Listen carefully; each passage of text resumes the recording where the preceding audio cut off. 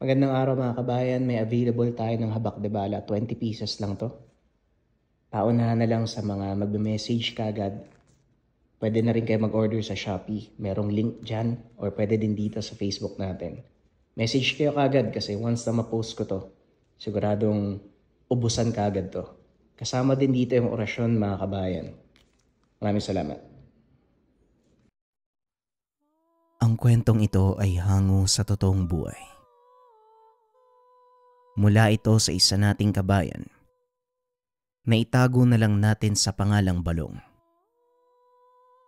Taong 1986, probinsya ng Antique.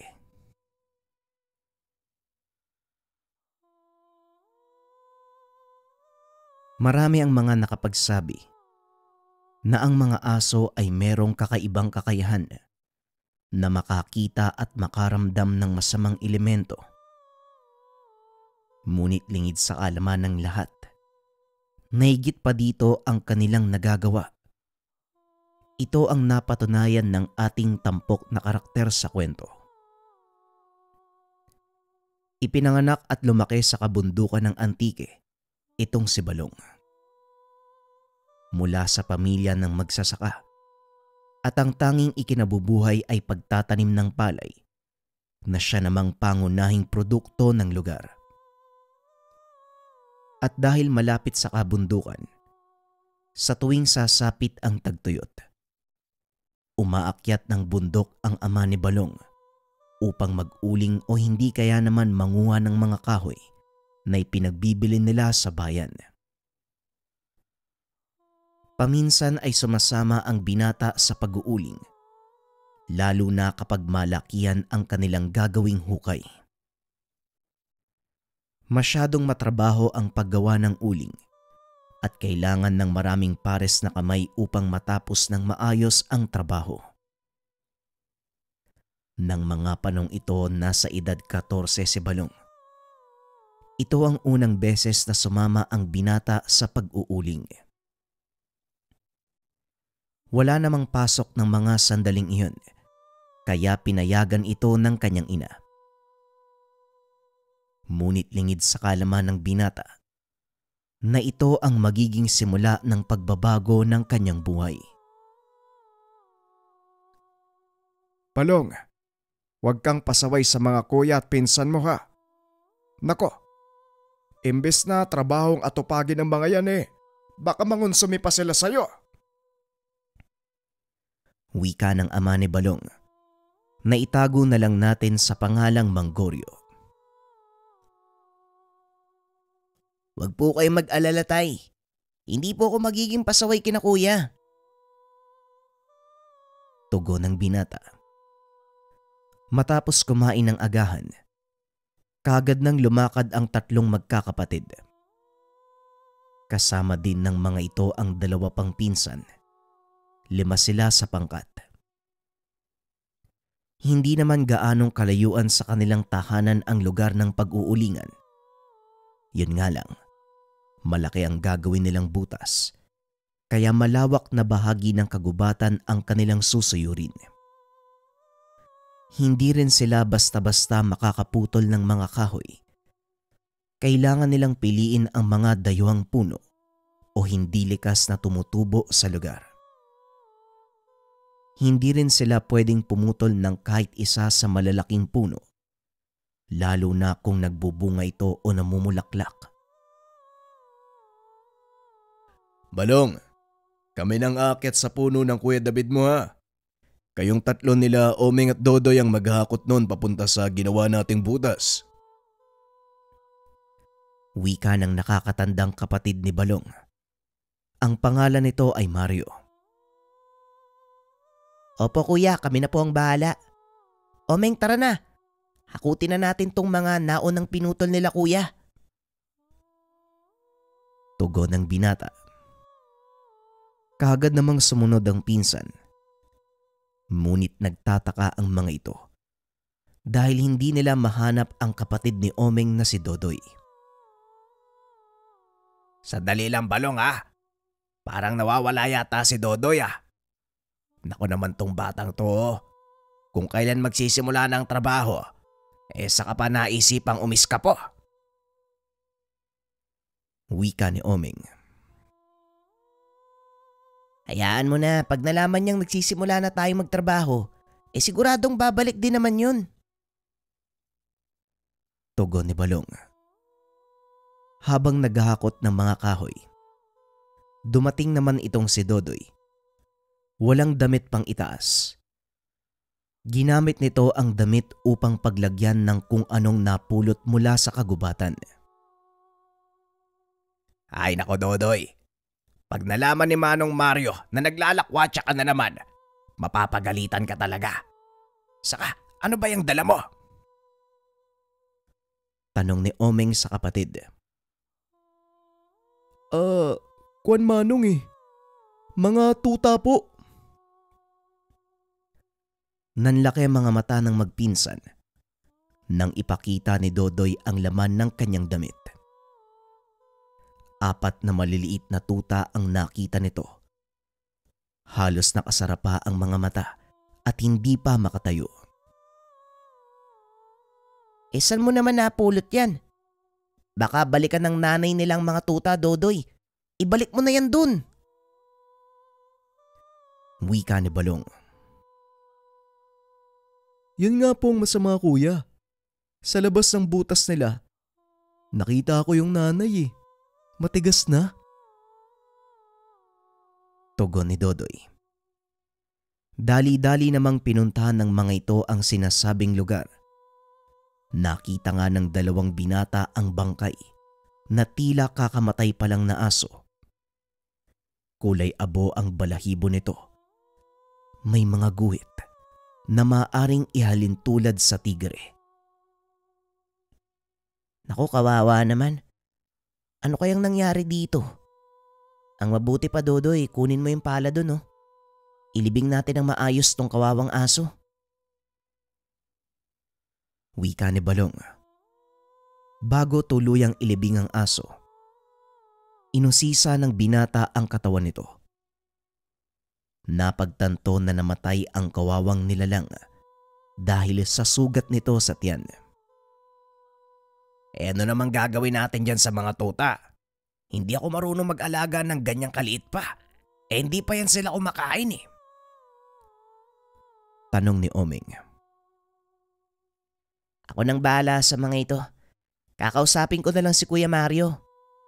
Mahilig din yun sa aso kaya paniguradong papayag siyang iuwi namin ng mga tuta. Tara na, balik na muna tayo sa trabaho. Tugon ni Balong. Kinagabihan habang kumakain ng hapunan, sinabi ng binata sa nakakatandang kapatid ang tungkol sa mga tuta. Laking tuwa nito nang pumayag si Mario. Wala namang problema yan, Balong. Ayan mo, tutulungan kita sa pagpapalaki ng mga tuta. At saka isa pa, wala tayong aso sa bahay eh. Wika ni Mario. Salamat kuya ha. Naawa lang din kasi ko eh. Sino kayang pumatay sa nanay ng mga to? Tugon ni Balong. Maraming masamang tao sa lugar natin, Balong. Pero ang ipinagtataka ko, kung saan ang galing yung mga asong yan. Wala naman akong alam na nag-aalaga ng aso sa baryo natin eh. Saka imposible din na sa kabilang baryo nang galing yan. Kasi napakalayo na ng mga yun. Muling wika ni Mario. Naging malaking palaisipan sa magkapatid ang pinagmulan ng mga tuta. Ngunit nasagot lang ang mga tanong nila nang mapadaan ang isang mangangasong kakilala ni Mario.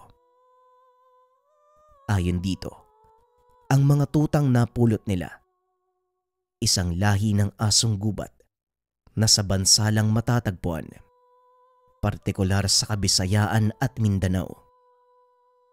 Marahil ay matagal nang naninirahan ang mga ito sa kanilang kagubatan. Dahil na rin sa pagkaubos ng makakain sa gubat, napili ng mga itong makipagsapalaran sa mga lugar na maraming tao upang makakuha ng pagkain dahilan para mapahamak ito.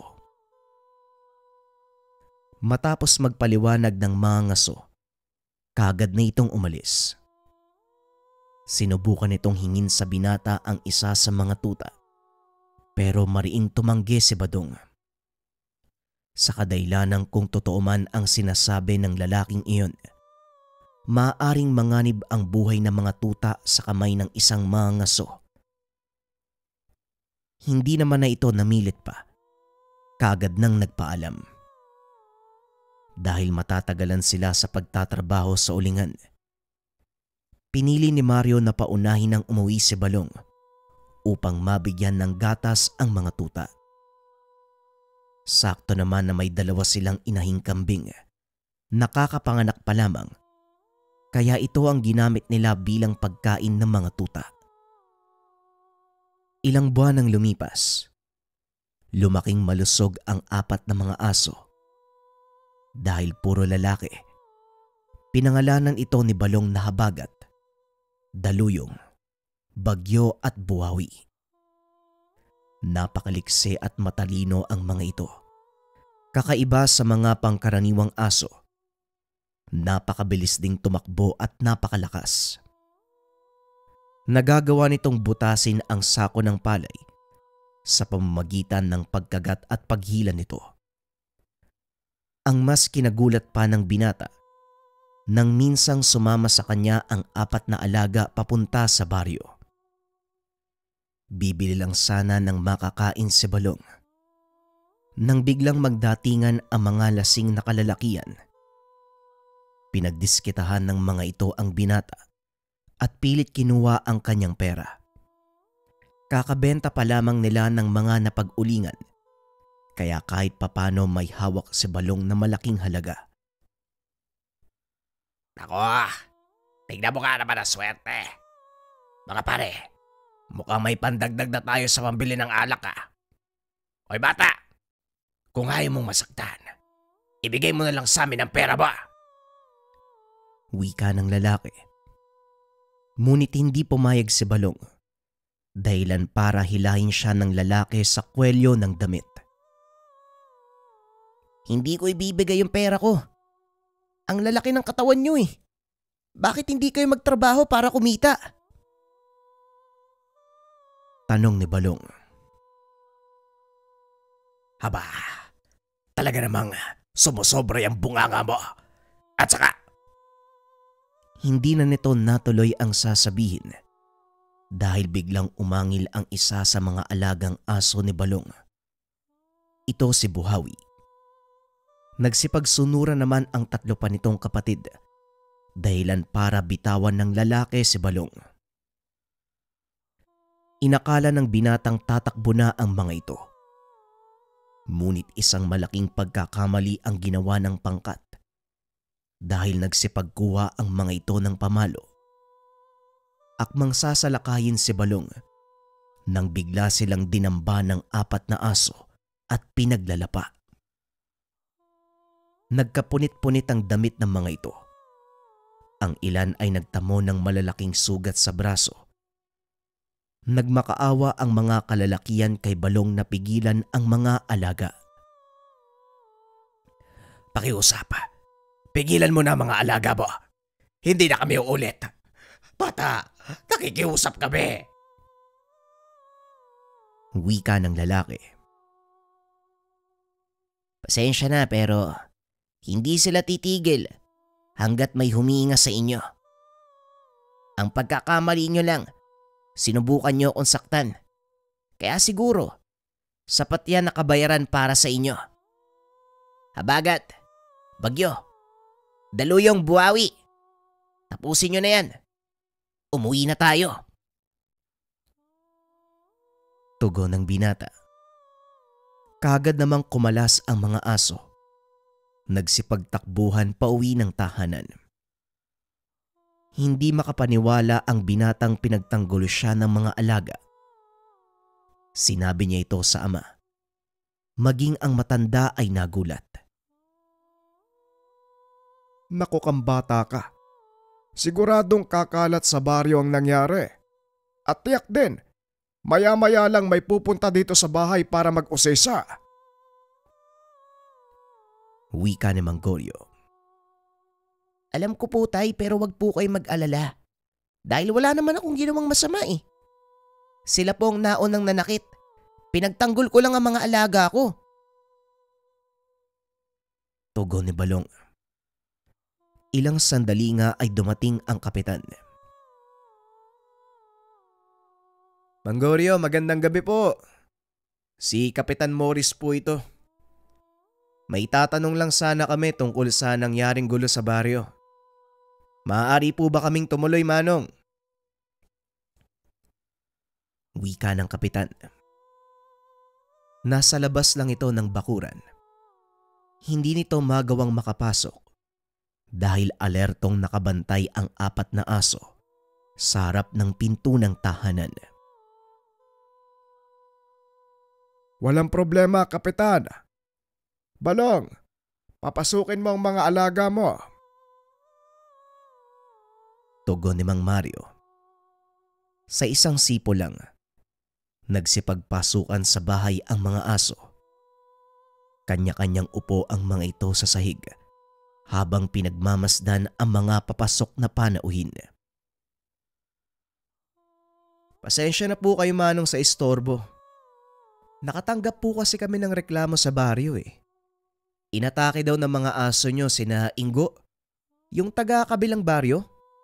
Totoo po ba ito, Manong? Tanong ni Kapitan Morris. Ang anak ko ang tanongin nyo dahil siyang nakakaalam ng pangyayari. Naikwento na din sa akin ni Balong ang lahat. Tugon ni Mang Mario. Ibinaling naman ng kapitan ang atensyon sa binata na noon ay nakaupo sa atangan ng bahay, pinalilibutan ng kanyang mga alagang aso. Maaari mo bang sabihin sa amin ang totoong nangyari, Balong? Bakit sinalakay ng mga alaga mo sina Ingo? Tanong ng kapitan. Sila po ang nauna eh. Bumibili lang po ako sa tindahan tapos nilapitan po ko ni Mang Ingo. Pilit niya pong kinukuha yung pera ko eh. Tugon ni Balong. Pagkatapos nun, inutusan mo yung mga alaga mong sugurin sila?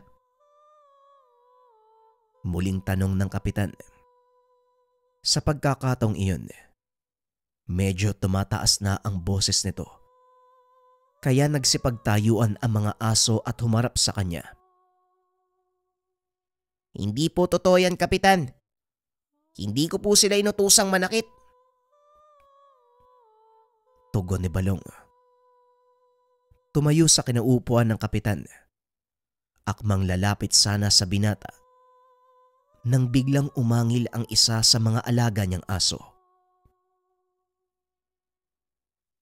Pakiusap, Kapitan.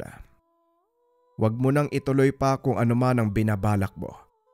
Dahil siguradong mapapahamak ka lang. Tignan mo ang mga asong yan. Nakikita mo naman, walang ginagawa ang anak ko. Likas sa kanila ang pagiging mabangis. Lalo pa kung nakakaramdam sila ng banta sa buhay ng kanilang kinikilalang ama. Mangyari po kasi, Kapitan, si Balong nang nagpalaki sa kanila. Simula nang makita sila sa kagubatan, pikit mata pa ang mga tutang yan.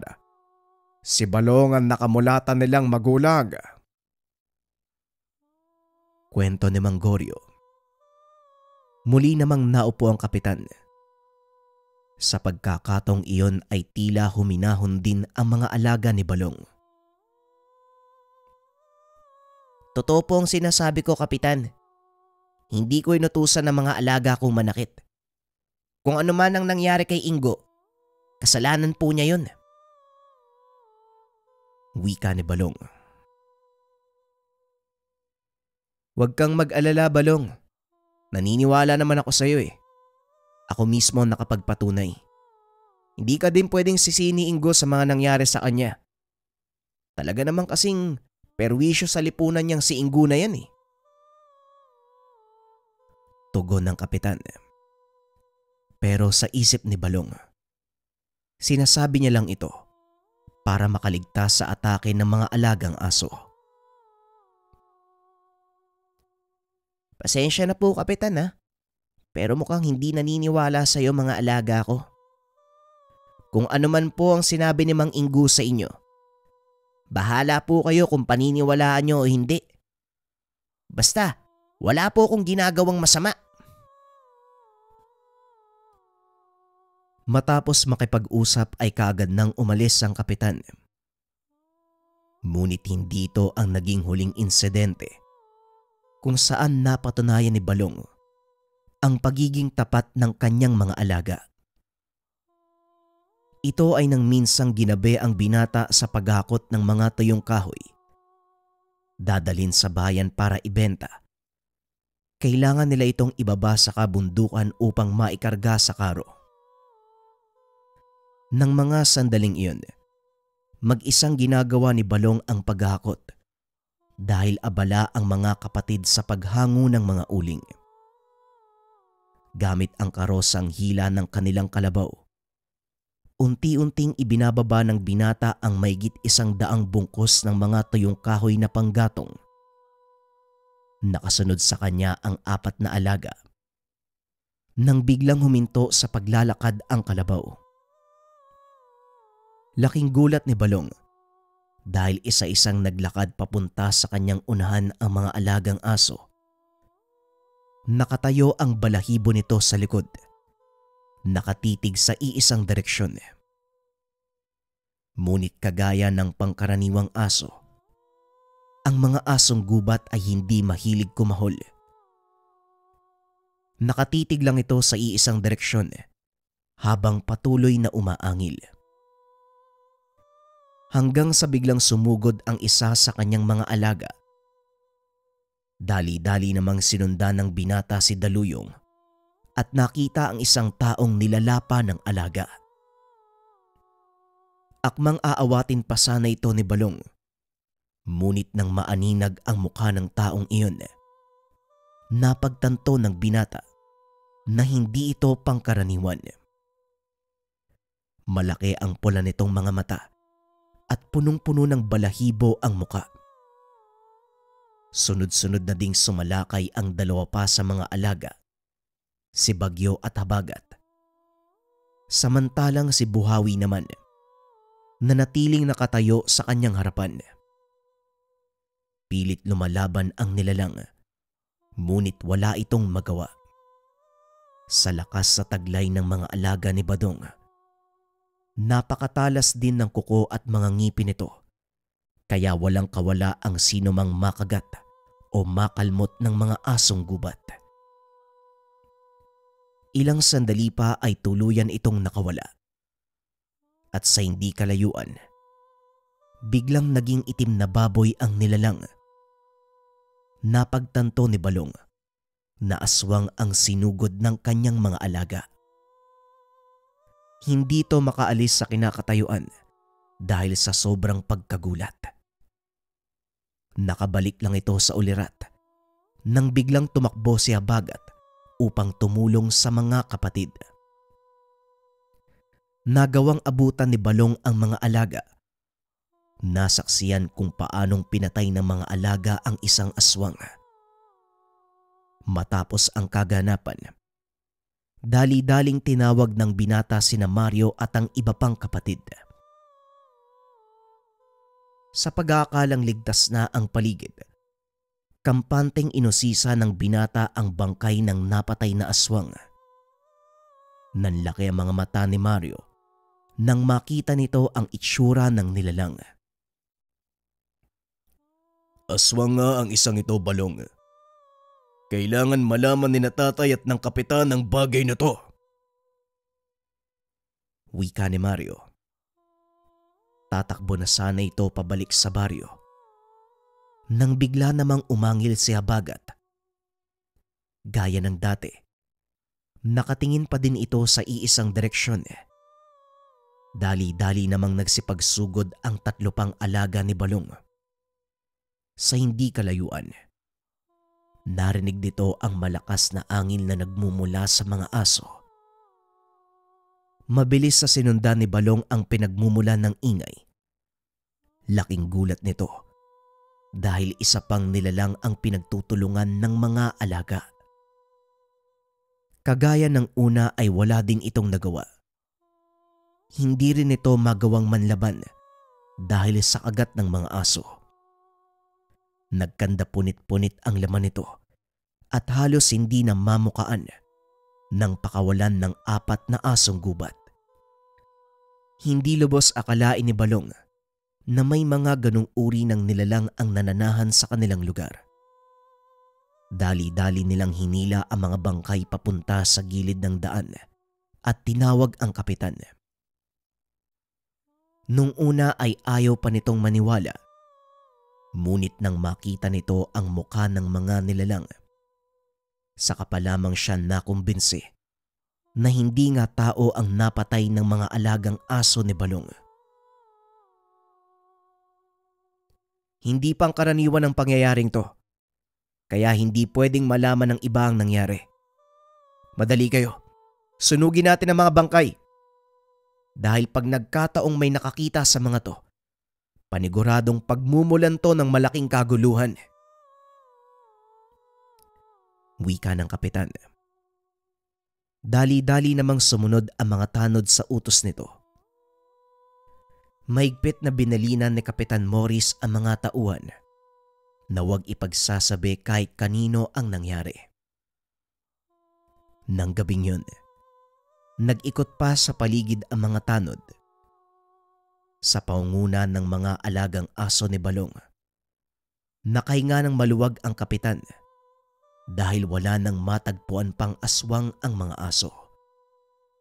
Balong, pasensya ka na kung di ako naniwala sa mga sinabi mo sa akin, ha? Ngayon kumbinsido na ako. Ipinagtatanggol ka lang ng mga alaga mo.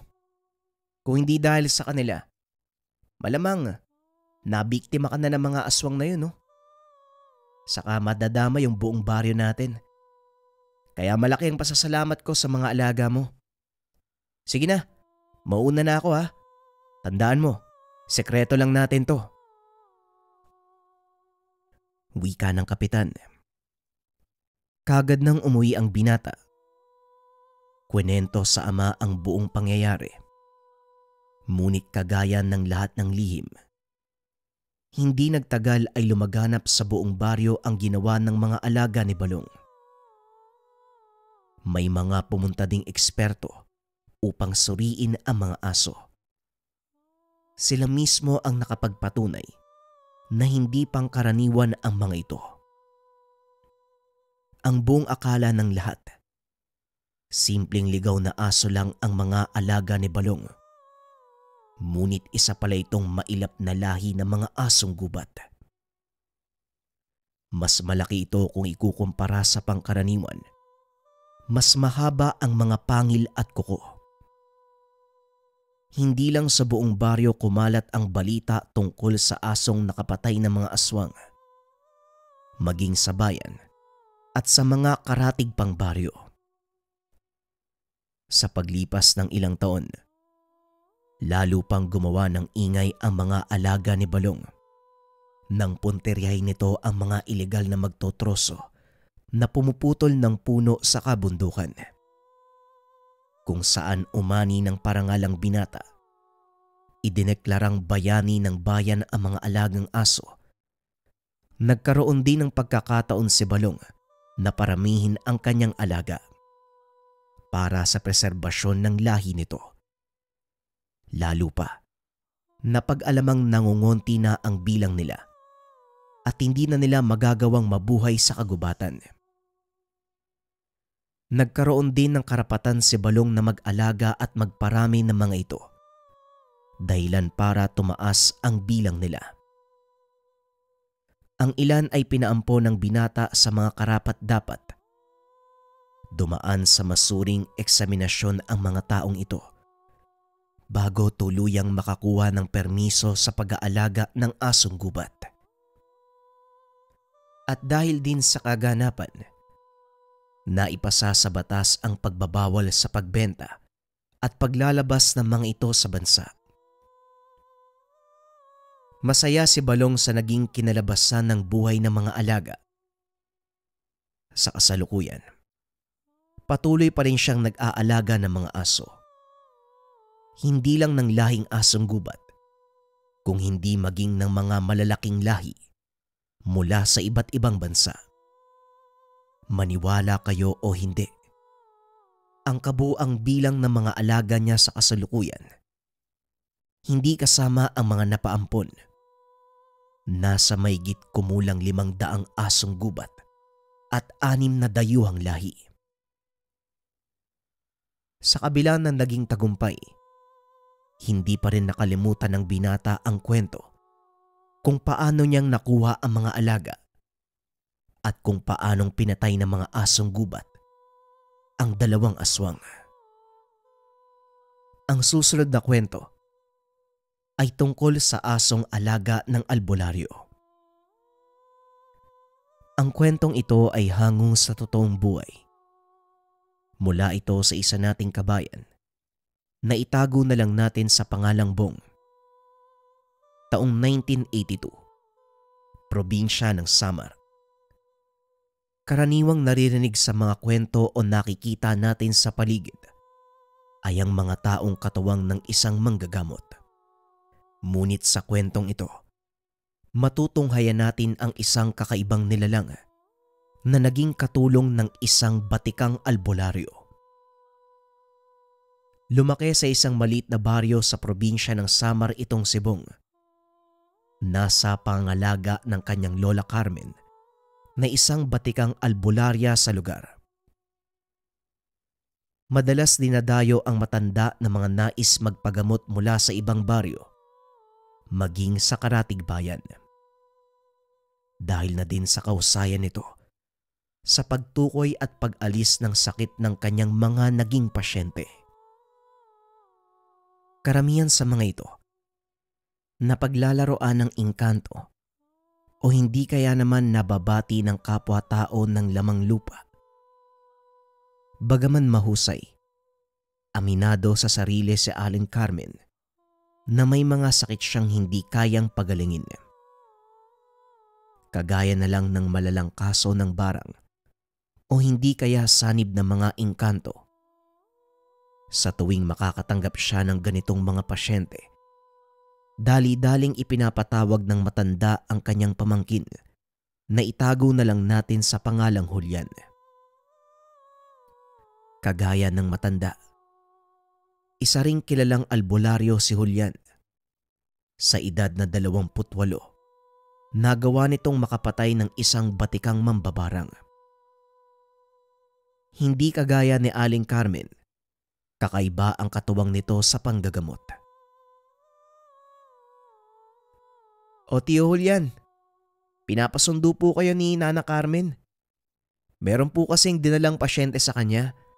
Inatake ng mangkukulam. Dalian niyo daw po, sabi ni Nana. Wika ni Bong sa isang lalaking nakatalikod at nakikipaglaro sa kanyang aso. Narinig mo yun, Itom? May pasyente na naman tayo. Paniguradong mabubusog ka na naman. Wika naman ng lalaki sa kanyang aso. Dali-daling bumalik si Bong upang sabihan ang kanyang Nana Carmen. Pagdating nito sa tahanan, laking gulat ng binata dahil naroon na ang alagang aso ni Julian. Kadalasan itong nangyayari, lalo na kung mangkukulam o mambabarang ang pinag-uusapan. Aba, nauna na naman sa'yo ang alaga ni Julian. Saan ka ba nanggali? Ang lapit-lapit lang ng bahay ng tiyuhin mo Wika ni Aling Carmen. Ngunit alam naman ito na laging nangyayari ang ganun sa tuwing ipapasundo nito si Julian. Kaunting pagpapaliwanag tungkol sa alagang aso ni Julian. Kulay itim ang mga balahibo nito. Manipis, na halos nakakapit lang sa balat. At sa sobrang itim, hindi mo ito makikita sa dilim. Ang mga mata nito ay kulay asul na hindi pangkaraniwan sa mga ordinaryong aso. Ang taas ni Itom kapag nakatayo, halos 2.5 talampakan, at kapag nakaupo naman, umaabot ng 4 na talampakan. Mahaba ang katawan nito. May matutulis na kuko. Kakaiba din ang ugali ng aso. Hindi ito kumakahol kapag ordinaryong tao lang ang kaharap. Ngunit sa oras na maramdaman nito ang presensya ng mga elemento, wala itong tigil sa pag-alulong. Balik tayo sa kwento. Ilang sandali pa ay dumating na si Julian. Kagad nitong inusisa ang tiyahin tungkol sa kalagayan ng pasyente. Dinitalya naman ng matanda ang lahat at saka palang nagsimulang manggamot ang binata. Nakaupo lang sa tabi nito ang alaga habang masuring nakatingin sa pasyente, at saktong pagpapasok ni Julian ng kaluluwa ng mangkukulam, umalulong ng malakas si Itom na siyang inaabangan ng lahat. Isa lang ang ibig sabihin nito. Nakapasok na sa katawan ng pasyente ang tinawag na kaluluwa ng binata. Nagsimulang makipagkumbate si Julian, habang si Itom naman paikot-ikot sa paligid ng upuan ng pasyente. Nakikipag-usap ito sa nakasapi nang hindi hinahawakan ang anuman sa parte ng katawan nito.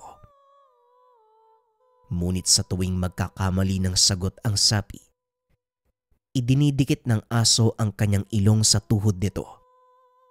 Napapayaw sa sakit ang pasyente. Kung hindi ka magsasalita, patuloy kang mahihirapan. Kaya kung ako sa'yo, sasagutin ko na ang tanong. Wika ni Julian. Kaso nga lang patuloy pa ring nagmatigas ang sanib.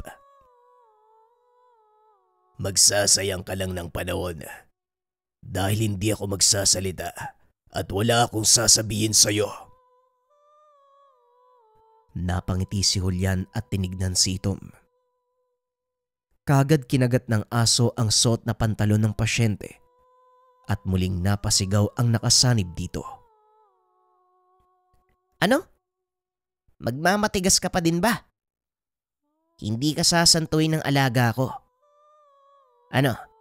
Sinong nag-utos sa'yo para kulamin ng mga taong to?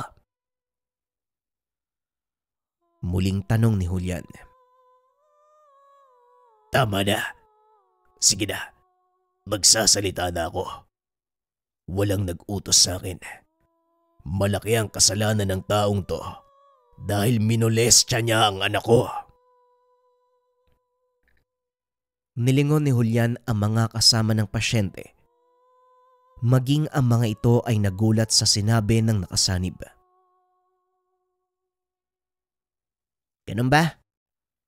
O sige, kalasin mo ang lahat ng nilagay mo dito sa tao. Ako na ang magbibigay ng parusa sa kanya. Tumawa ng malakas ang nakasapi at muling nagsalita. Anong magagawa mo? Sa tingin mo, maniniwala at magtitiwala ako sa'yo? Wika ng nakasanib. Maraming paraan. Hindi ako naging manggagamot kung hindi ako marunong tumupad sa mga pangako ko. Tugon ni Julian. Ano ang kasiguraduhan mong paparusahan mo ang taong to? Muling wika ng nakasanib. Sundin mo ang sinasabi ko at ipapakita ko sa iyo ang kaya kong gawin. Tugon ni Julian. Dahan-dahan namang kumilos ang kamay ng nakasanib na tila nagpapagpag at may kung anong hinihila mula sa tiyan at dibdib nito. Ilang minuto pa ang nakalipas. Muling nagsalita ang nakasanib. Tapos na ang pinapagawa mo sa akin. Ngayon tuparin mo ang pinangako mo. Matapos itong magsalita, muling nawalan ng malay ang pasyente. Ilang minuto pa lang ang nakakalipas. Muli itong nagkamalay at laking gulat nito dahil itinali ni Julian ang kanyang kamay. Anong nangyayari? Bakit mo tinatali yung kamay ko? Bahagi ba to ng panggagamot? Tanong ng pasyente. Hindi na. Pero mag-antay ka. Dahil nagpatawag na ako ng pulis. Nanlaki ang mga mata ng pasyente. Lalo pa nang pinaliwanag ni Julian ang dahilan. Umamin din ang pasyente na ginawa niya ang sinabi ng mangkukulam. Wala na itong nagawa kung hindi sumama sa mga otoridad. Hindi lang ito ang ilan sa mga nakakamanghang ginawa ni Itom. Minsan din itong nakipagsagupaan sa hinihinalang aswang. Ito ay nang minsang sumama ang binata kay Julian upang mamili sa bayan. Habang naglalakad ang dalawa, kasama si Itom, napansin nilang balisa ang aso habang nakatitig sa iisang direksyon. Huminto sa paglalakad ang binata. Napansin ang isang matandang lalaking nakaupo sa tabi ng daan. Hinila ni Bong ang damit ng chewin. Kagad itong napahinto. Tio Bong, nakikita mo ba yung matandang yun? Parang iba ang pakiramdam ko eh. Wika ni Bong. Alam ko, Bong. Nararamdaman din niya ni Itom. Kaya hayaan mo lang siya. Kung tayo man ang punterya ng isang yan, hindi rin magtatagal. Kukumprontahin niya tayo. Wika ni Julian. Kagad silang nagpatuloy sa paglalakad. Malapit na ang mga ito sa tahanan ni Nanang Carmen nang bigla na lang huminto sa paglalakad si Itom. Naupo sa harap ni Julian. Sa pagkakataong iyon, hinawakan nito si Bong sa kamay. Inilagay sa kanyang likod. Huwag kang aalis sa tabi ko, Bong. Mukhang magkakatotoo ang sinabi ko kanina sa bayan eh. Talagang sa tanghaling tapat pa. Wika ni Julian. Ano po bang ibig sabihin niyo, Tiyo? Tanong ng binata. Nandito na siya. Ang matandang nakita mo kanina sa bayan. Biglang nang lamig ang binata dahil alam nitong hindi maganda ang susunod na mangyayari. Patuloy na nakiramdam ang magchewin nang biglang magsipagtayuan ang balahibo sa likod ni Itom. Umangil ito habang nakatitig sa iisang direksyon. Ilang sandali pa ay lumitaw mula sa sukal ang isang lalaki. Wala itong damit pang itaas at may mga pinapangas itong kawayan. Anak nang, talagang bagong yanggaw ka pa. Wika ni Julian. Lalo pang naintakutan si Bong nang makita nitong nanlilisik ang mata ng lalaki. Walang tigil ang pagtulo ng laway nito habang ngumunguya ng kawayan. Kagad namang tumayo si Itom. Nagandang sumugod. Nanlaki ang mga mata ni Bong nang biglang dumapa sa lupa ang lalaki. Pagapang itong sumugod sa kanilang kinaroroonan. Dali-dali itong sinalubong ni Itom. Pinagkakagat sa kamay at katawan. Dahil sa lakas nito, napatalsik ang aso. Ngunit kagad din siyang nakabawi upang sumalakay. Binunot ni Julian ang dalang binsol ng pagi na ganda upang tulungan ang alaga sa pakikipagbuno sa aswang. Naganap ito ng tamang tiyempo bago sumugod. Itinarak nito ang binsol sa likod ng nilalang, dahilan para mapasigaw ito at tuluyang tumakbo patakas sa masukal na gilid ng daanan. Hinabol ni Itom ang nilalang. Hinayaan na ito ni Julian. Antayin na lang nating sumigaw ang aswang dahil hindi titigil si Itom hanggat hindi niya nahuhuli yun. Wika ni Julian. Ilang sandali nga ay nakarinig ang dalawa ng malakas sa sigaw mula sa kagubatan. Dali-dali nila itong tinunton. Nakita ang wala ng buhay na katawan ng isang lalaki. Yan ang napapala mo. Ako pa talaga yung napili mong biktimahin, ha? Pasensya na, pero hindi ka sasantuin ng alaga ko. Wika ni Julian. Matapos ay tinambakan ng tuyong dahon ng nyog ang katawan ng aswang at sinilaban. Hindi ba bagong yanggaw lang yan, Tiyo? Wala na ba tayong magagawa para tulungan siyang maalis yung sumpa ng pagkaaswang sa kanya? Tanong ng binata. Wala na, Bong. Dahil kung meron man, hindi siya susugurin ni Itom para patayin eh. Halika na, muwi na tayo. Bago pa merong makapansin sa atin. Pagkarating sa tahanan ni Nanang Carmen, kagad pinaliwanag ni Bong ang nangyari. Mabuti at nagawa niyong patayin ang bagong yanggaw. Ang totoo, may lumapit na ditong mga tao at hinahanap ka, Julian. Wika ni Nanang Carmen. Pakisabihan na lang po sila kapag bumalik na wala na yung dapat nilang alalahanin. Sige na, mauna na po kami ni Itom. May mga kailangan pa akong gawin. Tugon ni Julian. Lingid sa kaalaman nitong sumunod si Bong dahil nakaligtaan ng tiyuhin ang biniling isda. Pagdating ng binata sa tahanan nito, kagad niyang narinig ang malakas na kalabog. Dali-dali itong tumakbo papalapit sa bahay. Ngunit napahinto ito. Biglang tumalsik palabas ng bahay si Julian. Tiyo, ano pong nangyayari? Tanong ni Bong. Napaangat ng tingin si Julian nang marinig ang boses ng pamangkin. Anong ginagawa mo dito? Bumalik ka sa bahay ngayon din!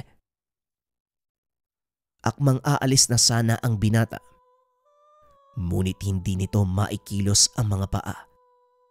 Lalo pa nang makita ang isang malaking nilalang na palabas ng bahay ni Julian. Mula naman sa kadiliman, biglang lumitaw si Itom. Kinagat nito ang binti ng nilalang. Muling tumakbo papasok sa masukal na bahagi ng bakuran. Napayaw sa galit ang nilalang. Kagad sinundan ng aso at dali-daling tumayo si Julian. Dinampot ang itak na nakalapag sa lupa. Wag na wag kang susunod sa amin, ha? Wika ni Julian. Ngunit dahil matigas ang ulo ni Bong, hindi ito nakinig. Dali-dali nitong dinampot ang maliit na palakol at sumunod sa tiyuhin. Nakita nitong nakikipaglaban ang dalawa sa nilalang. Patuloy na kinakagat ni Itom ang paa nito. Habang si Julian, walang tigil sa pagtaga sa katawan. Hindi alam ni Bong ang gagawin ng mga oras na yon. Hanggang sa mapansin nito ang sulong dala ng tiyuhin. Dali-dali siyang tumakbo upang kunin ito. Inihagi sa paanan ng aswang. Napalingon si Julian. Nanlaki ang mga mata nang makita ang pamangkin. Kahit kailan talaga, napakatigas ng ulo mo! Wika nito habang nakikipagbuno sa nilalang.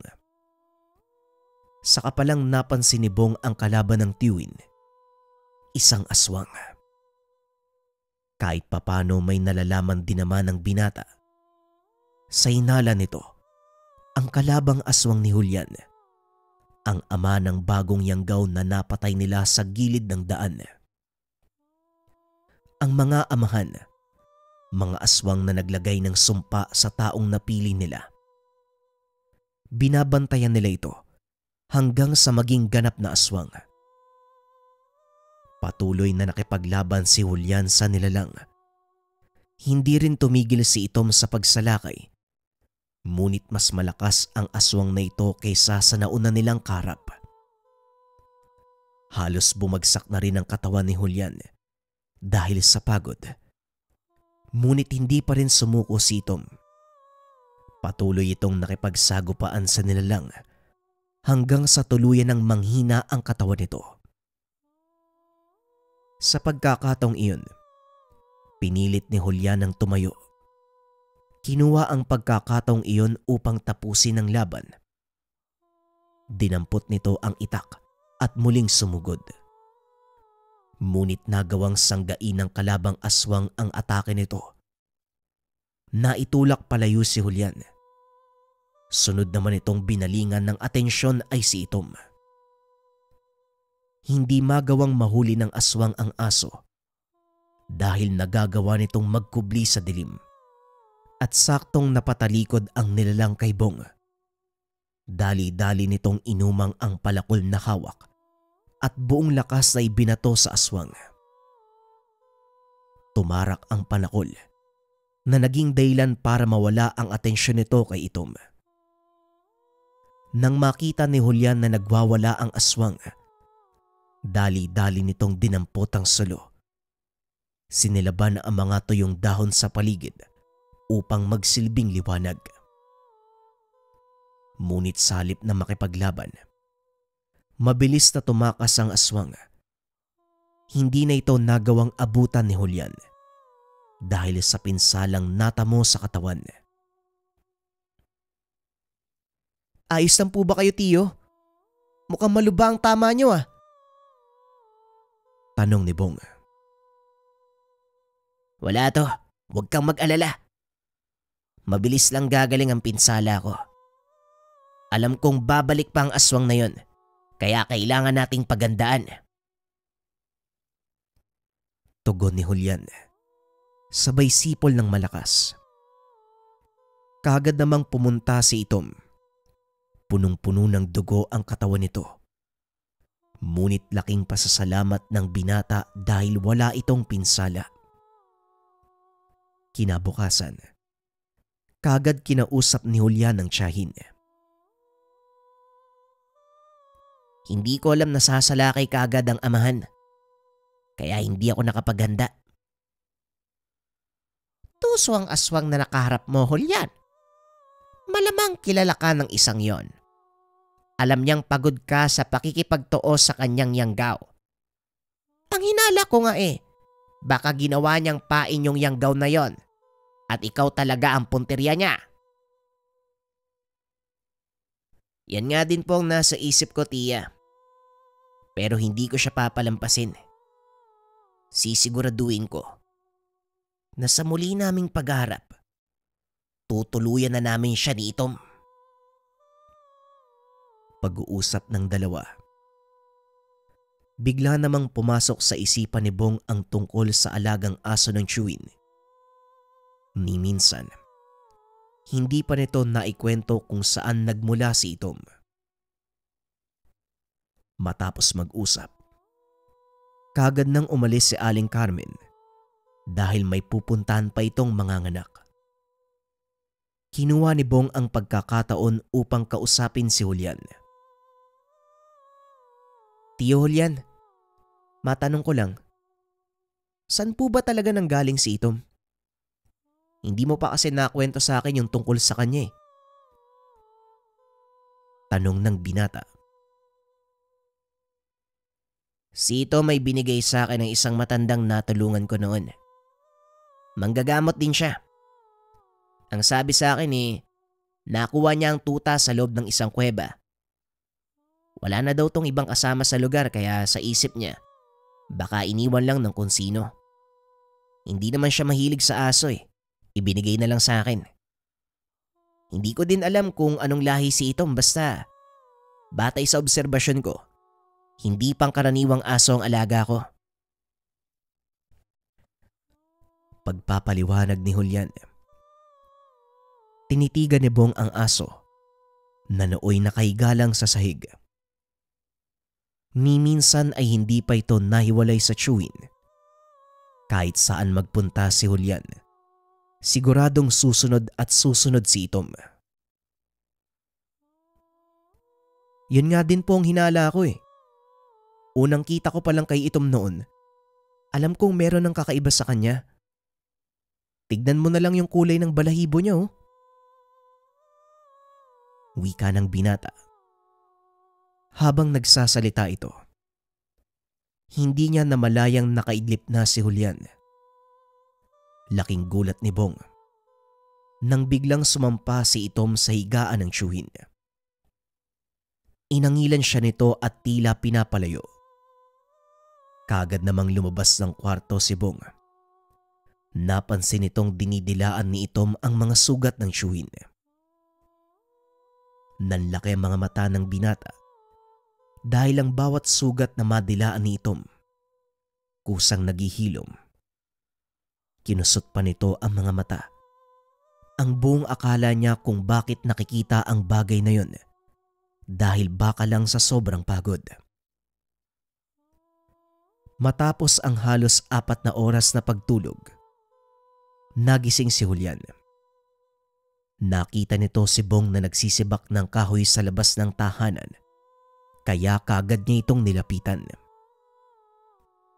Bilib ako sa tapang mo kagabi ah. Ano, sasama ka ba sa akin mamaya? Po, saan po tayo pupunta? Kilala ko ang aswang na sumalakay sa atin. Pupuntahan ko siya sa bahay niya. Pero, di ba delikado yun, Tiyo? Oo, tama ka. Kung ayaw mong sumama, ayos lang. Sige na, uwi na kami ni Itom. Wika ng chewin. Napaisip si Bong dahil gusto din itong makita ang mga nakatago pang kakayahan ni Itom. Teka, sandali lang po. Sasama po ako mamaya. Ayos. Sige, pumunta ka na lang sa bahay. Pero wag mong sasabihin kay Tia Carmen ha. Pag-uusap ng dalawa. Pagsapit ng hapon, dali-daling tinapos ng binata ang mga gawain. Nagpunta sa bahay ng tiyuhin.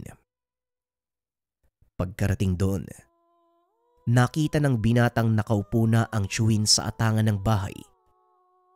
Nakasandal sa tabi nito ang mga sibat na gawa sa bagakay at ilang sulo na gawa sa buho ng kawayan. Kung handa ka na, lalakad na tayo. Nga pala, dalin mo yung itak na yun para may pagtanggol mo yung sarili mo. Wika ni Julian. Matapos ay sumipol ito. Kaagad namang tumakbo palabas ng bahay si Itom. Habang nasa daan, walang nagsasalita sa kanilang dalawa hanggang sa makarating sila sa mismong gitna ng gubat. Ano pong gagawin natin dito, Tiyo? Gitna na po ng gubat to ah. Wala naman akong nakikitang bahay. Tanong ni Bong. Pinatahimik naman ito ni Julian. Sinabihang magtago sa puno. Matapos itong gawin ni Bong, inutusan naman ng tiyuhin ang alagang hanapin ang bahay ng aswang. Laking gulat ni Bong nang biglang lumantad sa kanyang harapan ang isang maliit na kubo. Wala ito nang dumating sila. Ngunit nang lapitan ito ng aso, bigla itong lumitaw. Marahang naglakad si Julian papunta sa kubo at sumilip sa bintana. Tumingin ito kay Bong na nooy naghahanda na rin sa susunod na sasabihin ng tiyuhin. Ilang sandali pa ay tumayo sa tapat ng pintuan ng tiyuhin. buong lakas na sinipa ang pintuan. Tumambad sa binata ang isang matandang lalaki. May hawak na itak at may kung anong hinihiwa sa mesa. Dali-daling tumakbo si Bong papunta sa kubo. Ngunit may isa pang lalaking humarang sa kanya. Napalingon si Julian sa pamangkin at kagad sinipulan si Itom. Biglang sumalakay ang aso papunta sa lalaking nakaharang sa binata at paulit-ulit itong kinagat. Samantalang si Julian naman, pinagtataga ang matanda hanggang sa tuluyan na itong mamatay. Ngayon ano ang pakiramdam nang bigla kang sugurin sa tahanan mo ng walang paghahanda? Wika nito. Kagad ding lumabas ng bahay. Sunod nitong pinuntahan ay ang lalaking nilapa ni Itom. Inihanda ni Bong ang hawak na sibat. Nag-antay na susunod na gagawin ng Chewin. Akmang tatakas na sana ang lalaki nang bigla itong sibatin ng binata, dahilan para muli itong bumagsak sa lupa. Mga walang hiya kayo. Ako pa talaga ang kinalaban nyo, ha? Pwes pasensya na dahil hindi ko kayo papalampasin. Wika ni Julian at kagaya ng matanda. Pinagtataga niya din ito hanggang sa mamatay. Hinila ang katawan papasok ng kubo. Sinilaban gamit ang dalang sulo. Halika na, Bong. Tapos na ang misyon natin. Magaling ang ginawa mo, Itom. Bati ni Julian. Habang nasa daan ay hindi maiwasan ni Bong ang mapangiti. Dahil sa kauna-unahang pagkakataon, naging katuwang siya ng Chewin sa pagpatay ng aswang. Sa paglipas din ng panahon, itinuloy ni Julian ang pagtuturo sa pamangkin. Naging mahusay na albularyo ang binata at kagaya sa mga nauna sa kanya, kinilala din ang kakaibang kahusayan nito. Hanggang sa dumating na ang pamamaalam ng Chewin. Namatay ito dahil sa katandaan. Ngunit ang nakakapagtaka, hanggang sa mga panong iyon, nanatiling buhay si Itom. Dito mas lalong napatunayan ni Bong na hindi nga pangkaraniwang aso ang alaga ng Chewin. Sa pagkakataong iyon, naging katuwang niya din ito sa kanyang mga gawain bilang isang albularyo. Kaso nga lang isang araw, bigla na lang nawala ang misteryosong aso. Ayon kay Bong, pumasok lang ito sa kagubatan at hindi na muli pang lumabas. Sinubukan niya itong hanapin, ngunit sa kasamaang palad, wala itong naiwang bakas o palatandaan. Inisip na lang ni Bong na tuluyan na itong namahinga. Ito din ang ginawa niya. Pinili niyang magretiro at mamuhay ng normal. Sa kasalukuyan, naninirahan si Bong sa kanyang mga anak. Nag-aalaga ng kanyang mga apo at patuloy pa ring sinasariwa ang kwento ni Itom, ang asong katuwang ng albularyo. Opinyon para sa kwento. Ako, pamilyar ako sa mga aso, mga kabayan eh. Nakakakita din ako ng malalaking lahi ng aso kaso sa ibang bansa lang. Kung meron man dito sa atin, bihira lang din yung meron eh. Kumbaga, kailangan mo ng malaking pera para makapag-alaga ng ganong uri ng aso. Kaya, nagulat din ako na meron palang ganitong lahi ng asong gubat sa Pilipinas. At higit sa lahat, kaya nilang makipagsabayan sa mga aswang. Kayo ba mga kabayan, ano sa palagay nyo? Pamilyar ba kayo sa mga ganitong uri ng aso? Share nyo naman sa comment section kung anong opinion nyo patungkol sa kwento natin ngayon.